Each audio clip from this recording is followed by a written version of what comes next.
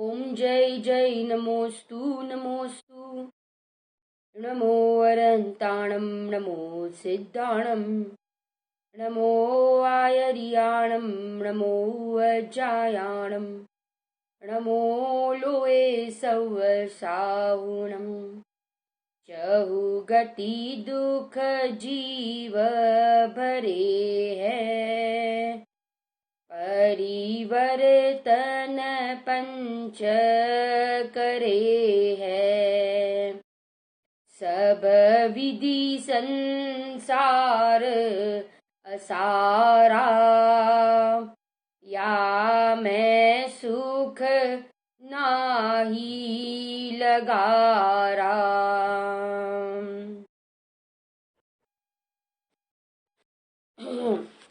मुनि दशा का अलौकिक वर्णन यहाँ हम देख रहे हैं। छठे से लेके 12वें तक की जो दशा है वो मुनि दशा है। सर्वज्ञ भगवान के सबसे बड़े पुत्र है।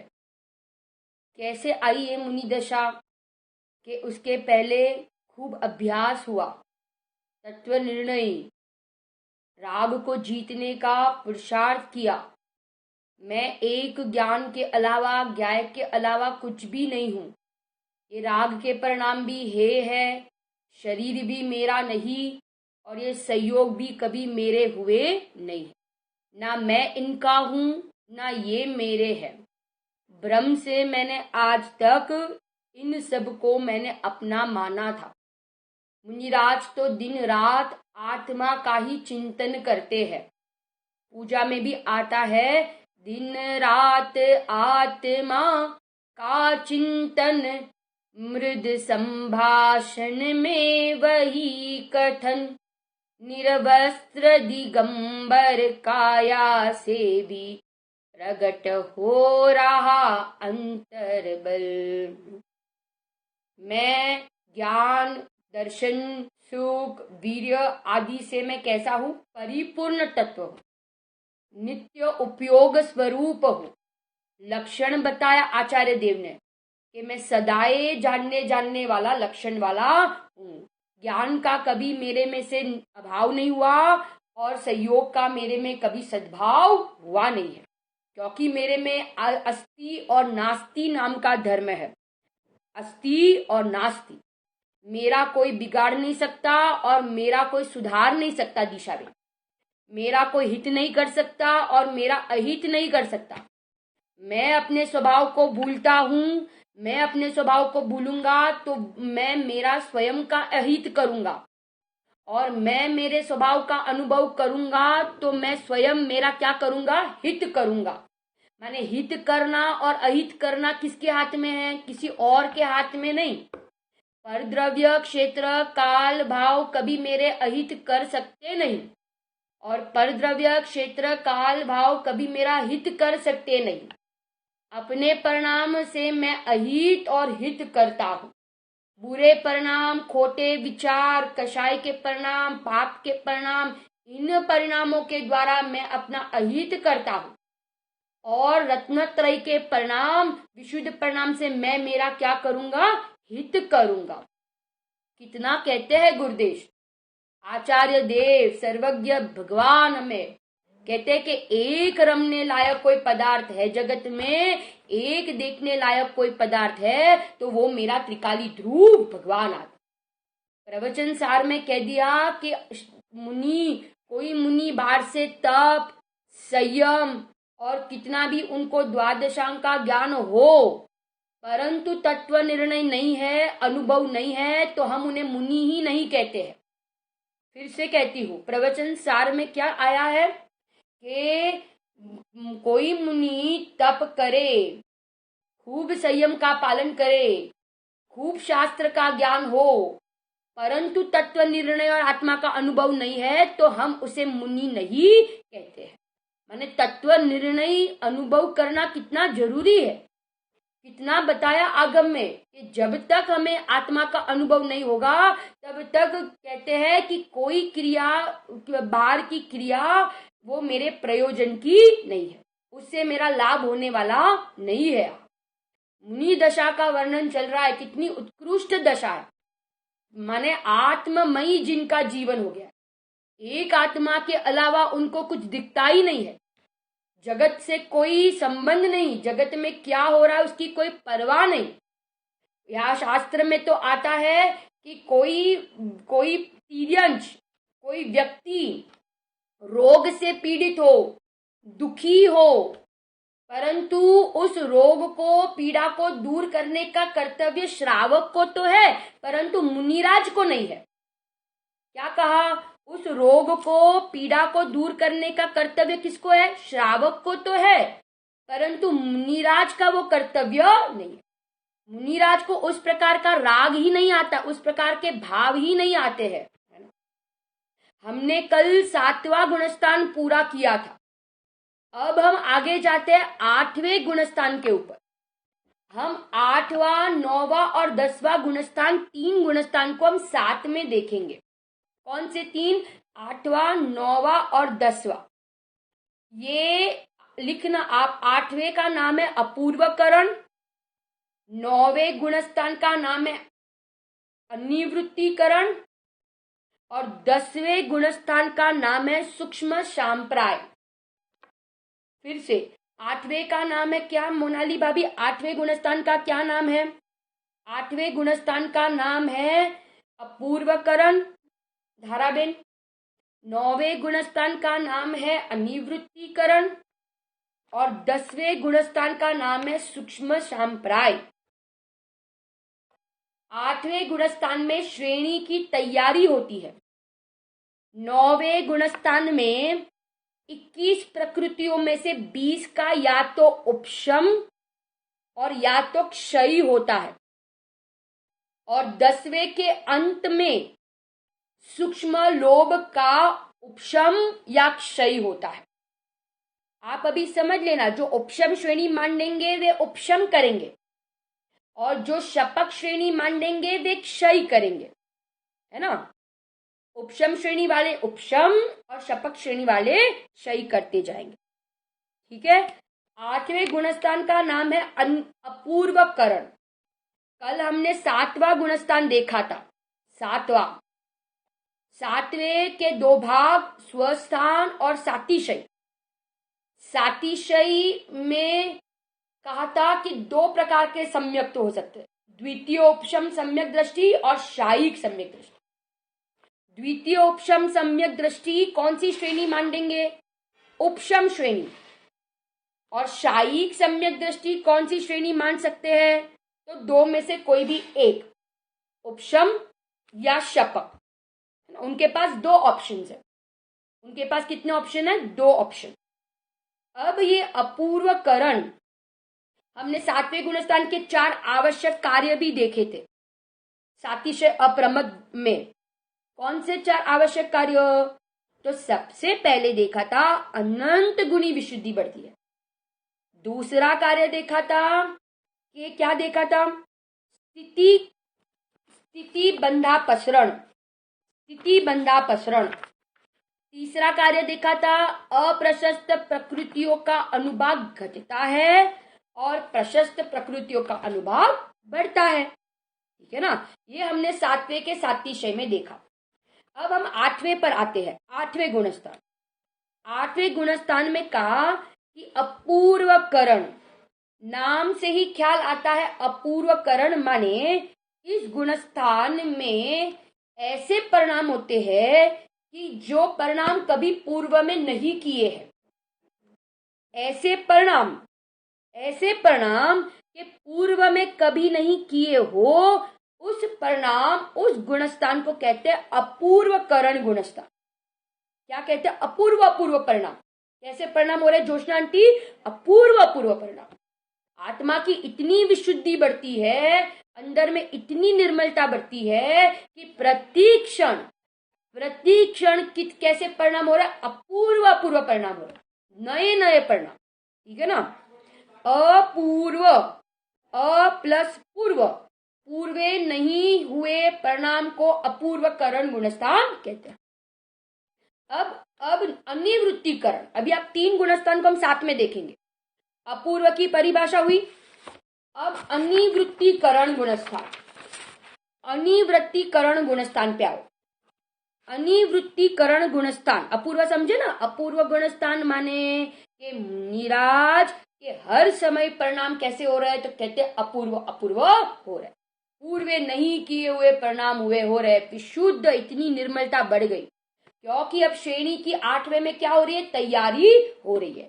श्रेणी की धाराबेन क्या हो रही है, निशाबेन, तो कहते हैं तैयारी हो रही है। अब 9वें में आ जाओ, 9वें गुणस्थान।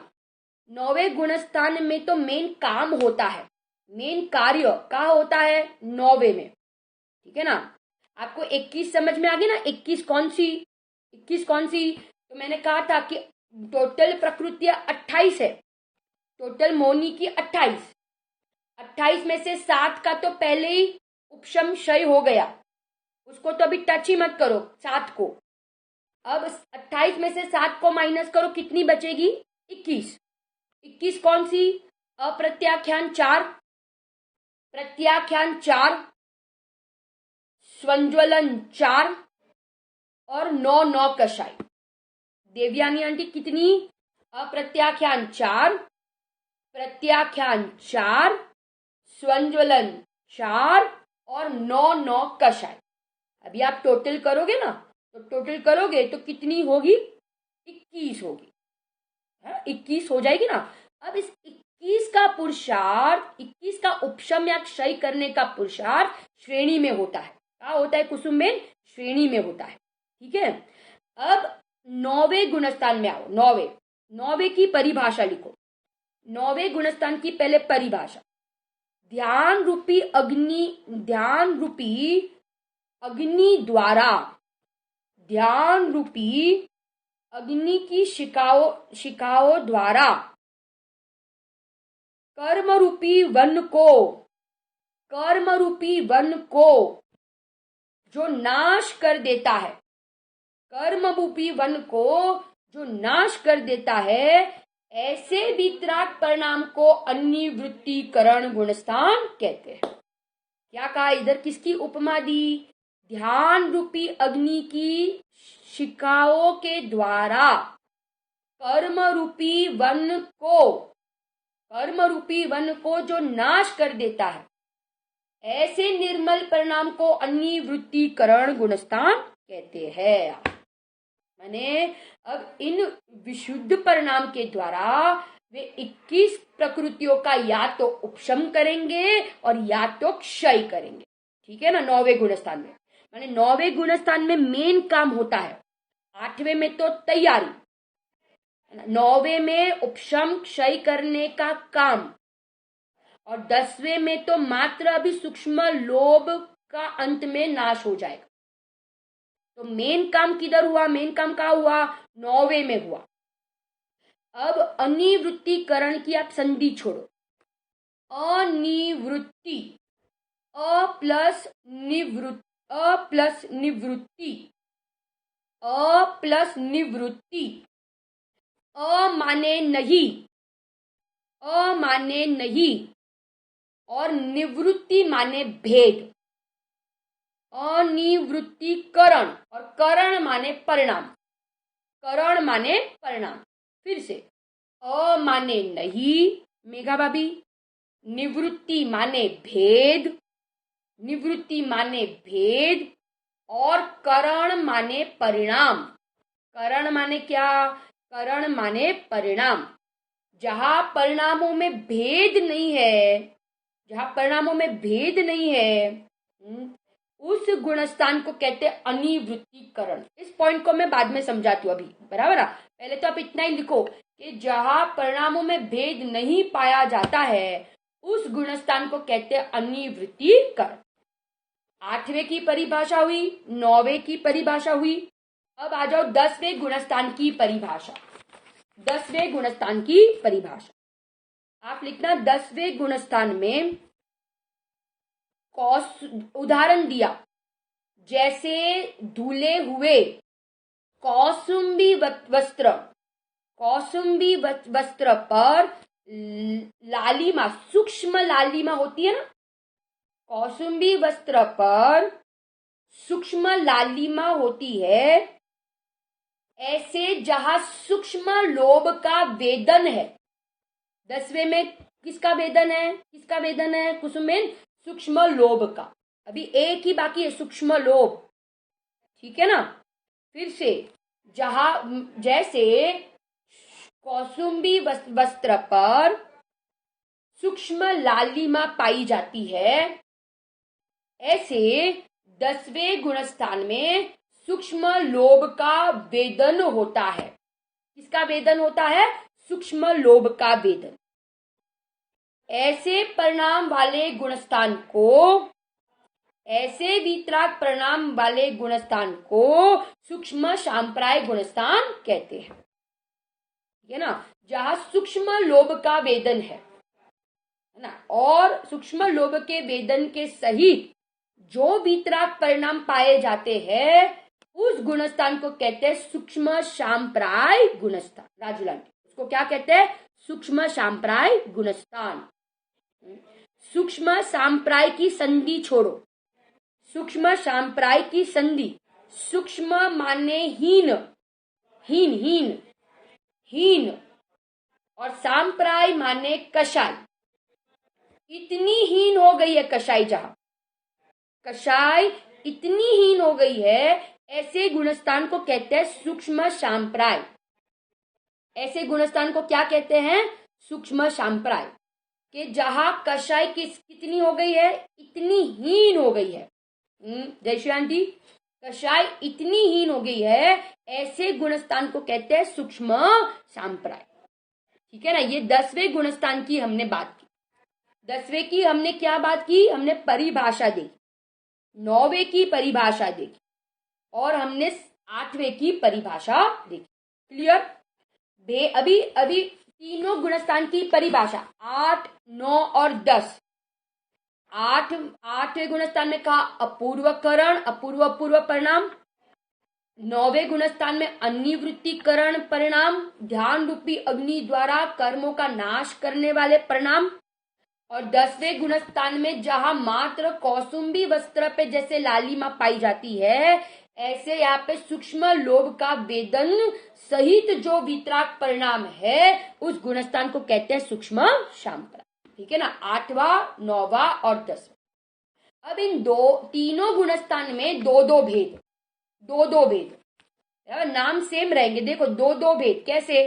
क्योंकि इन तीनों गुणस्थान में श्रेणी चढ़ने वाले मुनिराज 2 प्रकार के ना, उपशम श्रेणी और शपक श्रेणी। पहले तो आप लिखना, उपशम श्रेणी के गुणस्थान 8, 9, 10 और 11।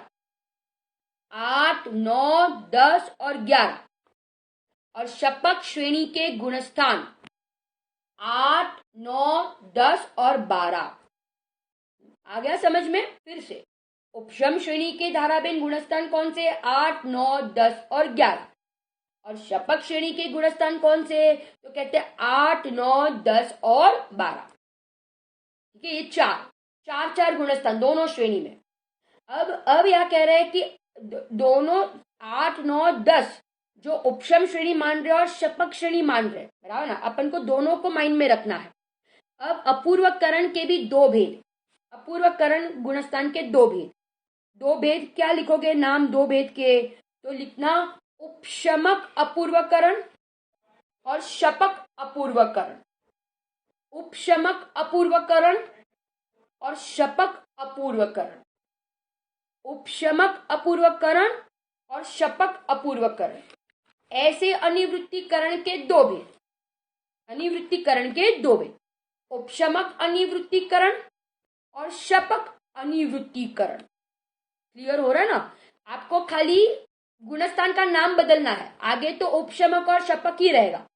उपशमक अनिवृत्तिकरण और शपक अनिवृत्तिकरण। और 10वें गुणस्थान में फिर से 2 भेद, उपशमक सूक्ष्म सांप्राय और शपक सूक्ष्म सांप्राय। उपशमक सूक्ष्म सांप्राय और शपक सूक्ष्म सांप्राय। ठीक है ना? 2 प्रकार के मुनिराज, उपशम श्रेणी वाले और शपक श्रेणी वाले। धन्य है मुनि दशा कि जो अल्प काल में ही, अंतर मुहूर्त में ही, अब जो इसने श्रेणी मांडी है, वे केवल ज्ञान लेके कहाँ चले जाएंगे? केवल ज्ञान लेके मोक्ष में चले जाएंगे, अरहंत दशा और सिद्ध दशा की प्राप्ति कर लेंगे। इसलिए कहते हैं कि मुनि दशा कोई साधारण दशा नहीं है, मुनि दशा असाधारण दशा है। कैसी दशा है? असाधारण दशा है, माने बहुत पुरुषार्थ मांगता है। श्रद्धा से भी अनंत गुना ज्यादा चारित्र का पुरुषार्थ है, संयम लेने में अनंत गुना ज्यादा पुरुषार्थ।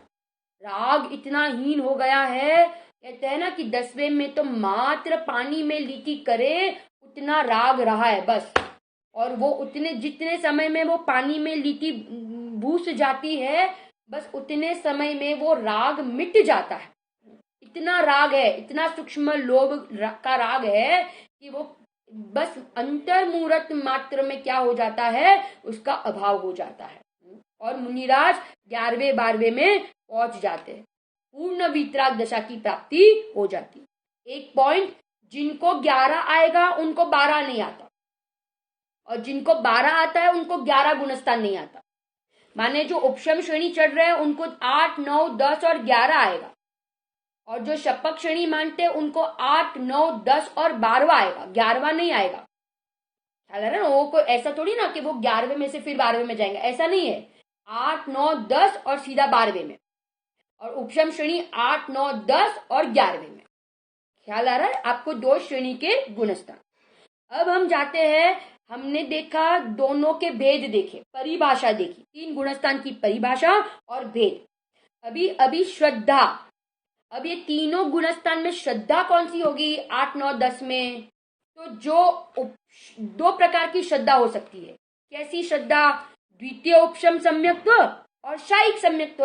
हमने देखा था ना कि सातिशयी वाले में 2 सम्यक्त्व, वो ही श्रेणी मान सकते हैं, द्वितीय उपशम सम्यक्त्व और शायिक सम्यक्त्व। तो इन सारे गुणस्थान में सम्यक्त्व 2 ही, कौन से? द्वितीय उपशम सम्यक्त्व और शायिक सम्यक्त्व। ठीक है ना? कौन से 2 सम्यक्त्व? द्वितीय उपशम सम्यक्त्व जोशना आंटी और शायिक सम्यक्त्व। अब चारित्र, तो चारित्र में लिखना के सारे गुणस्थान में दिशा में 8वें 9वें 10वें में चारित्र कौन सा? तो लिखना शायोपशमिक चारित्र। कौन सा चारित्र मोनाली भाभी? शायोपशमिक चारित्र, शायोपशमिक चारित्र। ठीक है? श्रद्धा में हमने तीनों में कहा द्वितीय उपशम सम्यक्त्व या शायिक सम्यक्त्व, और चारित्र में कहा शायोपशमिक चारित्र। कौन सा चारित्र? शायोपशमिक चारित्र। क्लियर? इतना क्लियर हुआ आप लोग को? द्वितीय उपशम सम्यक्त्व, द्वितीय उपशम सम्यक्त्व या शायिक सम्यक्त्व, और चारित्र में कौन सा कहा? चारित्र में कौन सा? शायोपशमिक चारित्र। अब हम आगे तीनों गुणस्थान का मैं साथ में ले रही हूं, है ना? अब आप काल की अपेक्षा लिखो, काल। इन तीनों का काल कितना? इन तीनों का काल कितना है? इन तीनों का काल, सबसे पहले 8वें गुणस्थान का काल। फिर से देखो, आप एक नियम लिखना, उपशम श्रेणी में मरण हो सकता है परंतु शपक श्रेणी में मरण नहीं हो सकता। उपशम श्रेणी में मरण हो सकता है परंतु शपक श्रेणी में क्या नहीं हो सकता? मरण नहीं हो सकता, मरण नहीं हो सकता। उपशम श्रेणी वाले नियम से गिरते हैं और शपक श्रेणी वाले को नियम से 12वें के बाद 13वां आता है। 12वें गुणस्थान के बाद अरिहंत दशा आती है। क्या कहा? फिर से मैं बोलती हूं, शपक श्रेणी वाले को नियम से 12वें के बाद 13वां गुणस्थान आएगा, और उपशम श्रेणी वाले नियम से 11वें में से गिरते हैं, 11वें गुणस्थान में से नीचे गिरते हैं। उसके 2 कारण है, वो बाद में समझेंगे, अभी नहीं। परंतु इतना ही लिखना कि 11वें गुणस्थान में से नियम से मुनिराज गिरते हैं और 12वें में से वे नियम से 13वें में जाते हैं, कंपल्सरी 13वें में जाते हैं। ठीक है ना? माने हमने अनंत बार भावलिंगी पना नहीं, हमने अनंत बार द्रव्यलिंग धारण किया। क्या धारण किया? द्रव्यलिंग, मुनि दशा अनंत बार, 6 डाला में आता है ना, मुनि व्रत धार अनंत बार ग्रह विक उपजायो, पै निज आत्म ध्यान बिना सुख लेश न पायो। पै निज आत्म ज्ञान बिना सुख लेश न पायो, क्योंकि हमने आज तक क्या नहीं किया, तत्व अभ्यास नहीं किया, तत्व निर्णय नहीं किया। हम पढ़ने पढ़ाने में लगे, ये तो औदैहिक भाव है, परंतु ये औदैहिक भाव, ये राग भाव से मैं भिन्न हूं। मैं कैसा हूं? भिन्न तत्व हूं। एक बार भी हमने इस स्वाधीन तत्व, स्वतंत्र तत्व, निरपेक्ष तत्व, शुद्ध तत्व, नित्य अजर अमर तत्व, ऐसे अविनाशी तत्व का आज तक हमने अवलंबन नहीं लिया। और अनंत काल, संसार कितना भयंकर है, संसार कितना लंबा है, और उस संसार को तोड़ने का एक ही उपाय है कि हम अपने आप को द्रव्य कर्म, नौ कर्म और भाव कर्म से कैसा जाने, रहित जाने। तीन बताते हैं कि वस्तु स्वरूप व्यवस्थित है, दरेक पदार्थ व्यवस्थित है, दरेक पदार्थ का परिणमन स्वतंत्र है, और दरेक पदार्थ का परिणमन क्रमबद्ध है। 3 चीज, सारे पदार्थ जगत में व्यवस्थित है, स्वतंत्र है और क्रमबद्ध है। कोई किसी को बदल नहीं सकता, कोई किसी को बदल नहीं सकता, कोई मेरा अहित नहीं और कोई मेरा हित नहीं कर सकता। जिन शासन की प्रभावना वाणी से नहीं परंतु जीवन से होती है। जिन शासन की प्रभावना कैसे होती है? वाणी से नहीं, शब्द से नहीं, परंतु अपने जीवन से होती है। अब देखो गुरुदेव श्री का जीवन कितना उत्कृष्ट जीवन था। चारों अनियोग का सुमेल उनके जीवन में दिखता था। चारों अनियोग का सुमेल दिखता था कि नहीं? अरे गुरुदेव तो जंगलों में ढूंढते थे कि कोई भावलिंगी मुनिराज के हमको दर्शन मिल जाए। हम अपने आप को भाग्यशाली मानेंगे अगर हमें कोई मुनिराज के क्या मिल जाए, दर्शन मिल जाए। माने मुनिराज के दर्शन मिलना भी दुर्लभ है ये काल में। हम महाभाग्यशाली है कि हमें ये जिनवाणी माता मिल गई। ये जिनवाणी माता हमें रोज जगाती है कि जागो, ये मोह निंद्रा, ये राग का क्या कर दो, त्याग कर दो। ये करने लायक परिणाम नहीं है, ये आत्मा के तिरस्कारी परिणाम है। आत्मा का तिरस्कार करते हैं, अनादर करते हैं, परंतु हमें क्या लगता है? हमें दुख ही नहीं लगता, हमें खेद ही नहीं लगता। अभी तक मिथ्यात्व का अभाव नहीं हुआ, अभी हमें दुख का लगता है। खेद लगना उसका नाम पात्रता। मुझे आत्मा जानना है, आत्मा के लिए कौतूहली बने, जिज्ञासा बने, तब जाके ये बड़े में बड़ा कार्य होगा, सम्यक दर्शन का काम। और फिर क्या होता है? तो फिर सम्यक दर्शन के बाद वो मुनि दशा की भावना आता है, और एक समय आता है कि वो सब कुछ छोड़ के वन जंगल में चले जाते हैं और वह ध्यानस्थ अवस्था में बैठते हैं और 3 कषाय चौकड़ी का अभाव करके क्या कर लेते हैं? मुनि दशा भावलिंगपना प्रकट कर लेते हैं।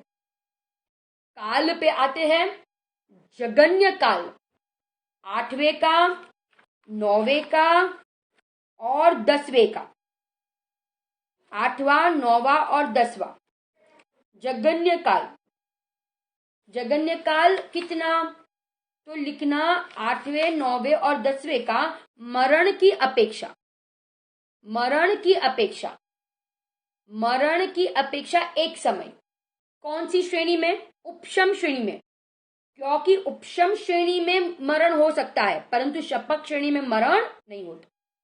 तो जगन्य काल उपशम श्रेणी की अपेक्षा से कहे तो एक समय, एक समय। बाकी आप शपथ श्रेणी का जो काल है, बराबर, उत्कृष्ट काल उपशम श्रेणी और शपथ श्रेणी का उत्कृष्ट काल कितना कहा? यथा योग्य अंतर्मुहूर्त। कितना काल? यथा योग्य अंतर्मुहूर्त। ठीक है ना, यथा योग्य अंतर्मुहूर्त। जगन्य काल कितना बताया? जगन्य काल तो कहते हैं एक समय, जगन्य काल है एक समय, और उत्कृष्ट काल कितना है? उत्कृष्ट काल है अंतर्मुहूर्त, यथा योग्य अंतर्मुहूर्त, यथा योग्य अंतर्मुहूर्त। आप लिखना शपक, शपक माने शपक श्रेणी वाले मुनिराज जो होते हैं ना, उसमें जगन्य और उत्कृष्ट का भेद नहीं, उनमें तो यथा योग्य अंतर्मुहूर्त ही है। परंतु उपशम श्रेणी में जगन्य और उत्कृष्ट काल का भेद पड़ेगा। जगन्य एक समय और उत्कृष्ट है अंतर्मुहूर्त। परंतु शपक श्रेणी में उत्कृष्ट और जगन्य का भेद नहीं, यथा योग्य अंतर्मुहूर्त। कितना है? यथा योग्य अंतर्मुहूर्त। 8वें, 9वें और 10वें में शपक श्रेणी वाले में यथा योग्य अंतर्मुहूर्त। परंतु जगन्य काल कितना? उपशम श्रेणी में एक समय और उत्कृष्ट काल यथा योग्य अंतर्मुहूर्त। क्लियर? माने अपन ने काल भी देखा, तीनों गुणस्थान के अपन ने काल देखे, जगन्य और उत्कृष्ट उपशम श्रेणी में। परंतु शपक श्रेणी में भेद नहीं पड़ेंगे, यथा योग्य अंतर्मुहूर्त। क्या कहा? यथा योग्य अंतर्मुहूर्त। ठीक है, इतना हमने आज देखा। क्या देखा?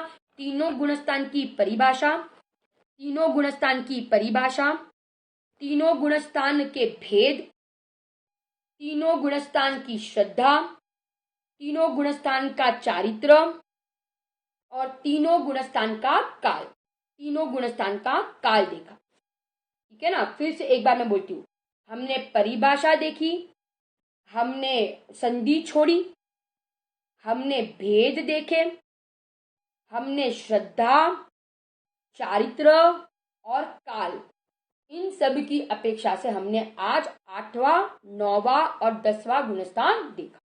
बराबर ना? अभी आप एक लिखना, मैंने कल बताया था ना आपको, 7वें गुणस्थान में, सातिशय अप्रमत में, सातिशय अप्रमत गुणस्थान में, सातिशय अप्रमत गुणस्थान में हमने देखा था कि दो मुनिराज का कंपैरेटिव स्टडी किया था हमने, कि ऊपर के मुनिराज के परिणाम, बराबर 5 समय वाले मुनिराज के परिणाम और यहाँ 3 समय वाले मुनिराज के परिणाम समान पाए जाते, समान, उसे कहते हैं अध प्रवृत्त करण परिणाम। कल शाम को देखा था ना, ये ऊपर वाले समय के मुनिराज के परिणाम और नीचे 2 समय वाले मुनिराज के परिणाम। फॉर एग्जाम्पल, उन दोनों के परिणाम समान, कहते हैं कि ये जब तक संसार और जगत का परिभ्रमण का भय नहीं लगेगा, तब तक ये उसे दूर करने का क्या नहीं करेगा? उपाय नहीं करेगा। इसीलिए कहते हैं कि अपना काम कर ले। ये इन लोग ने, मुनिराज ने, ज्ञानियों ने तो अपने को कहा, परंतु पुरुषार्थ तो हमें ही करना पड़ेगा। पुरुषार्थ किसको करना पड़ेगा? हमें ही करना पड़ेगा। जैसे पूज्य बेन श्री माता जी ने वचनामृत में दृष्टांत दिया है ना, कि माता की करुणा कितनी, कि वो थाली, पूरा भोजन थाली पिरस के दे, परोस के दे, परंतु मुख में चबाना, गले से उतारना तो वो बच्चे को ही पड़ेगा। ऐसे गुरुदेव श्री ने, ज्ञानियों ने हमें सब कुछ तैयार दिया है, मोक्ष मार्ग इतना अच्छे से, स्पष्टता से, सूक्ष्मता से समझाया, परंतु अब उसको समझकर समाने का काम हमें करना है। ये पुरुषार्थ हमें करना पड़ेगा। जब तक हम ये पुरुषार्थ नहीं करेंगे, तब तक हमारे मोक्ष का अभाव नहीं होगा, परिभ्रमण का नाश नहीं होगा, कर्तापने का नाश नहीं होगा। इसलिए हमें अगर संसार से छूटना है तो हम अपने ध्येय से, लक्ष्य से विचलित ना हो। पंडित टोडरमल जी ने मोक्ष मार्ग प्रकाशक में भी कहा ना, कोई रोगी हो और उसको रोग का इलाज करना है तो उसको दवाई लेनी पड़ेगी, योग्य दवाई लेनी पड़ेगी। ऐसे यहाँ पे कहते हैं कि हमें मिथ्यात्व रूपी रोग से दूर होना हो तो हमें इस शुद्धात्मा का अनुसरण करना पड़ेगा, शुद्धात्मा का अनुभव करना पड़ेगा। और करना क्या पड़े? आत्मा की रुचि हो तो इसका अनुभव हुए बिना रहता नहीं है। पूरा मार्ग रुचि का है। एक रुचि पलटेगी तो उपयोग पलटे बिना रहेगा नहीं। ऐसे हम अपनी रुचि को पलटाए, हम जितना बने उतना स्वाध्याय में, तत्व निर्णय में और तत्व विचार में उपयोग को लगाए और एक समय ऐसा हमारे जीवन में आ जाए कि वो विकल्प टूटकर निर्विकल्प दशा की प्राप्ति हो जाए। इसी मंगल भावना के साथ हम आज का स्वाध्याय पूरा करते हैं। हम अभी जो 3 गुण स्थान में जितने भी अब पॉइंट्स रहे हैं, जैसे कि 3 गुण स्थान में विशेष गमनागमन, गमनागमन और विशेष अपेक्षा विचार, ये 3 गुणस्थान के बहुत इंपॉर्टेंट है। इस विशेष अपेक्षा में वो पूरा कार्य मैं बताऊंगी कि क्या होता है, वो हम शाम के स्वाध्याय में लेंगे, बराबर ना, वो हम शाम के स्वाध्याय में लेंगे।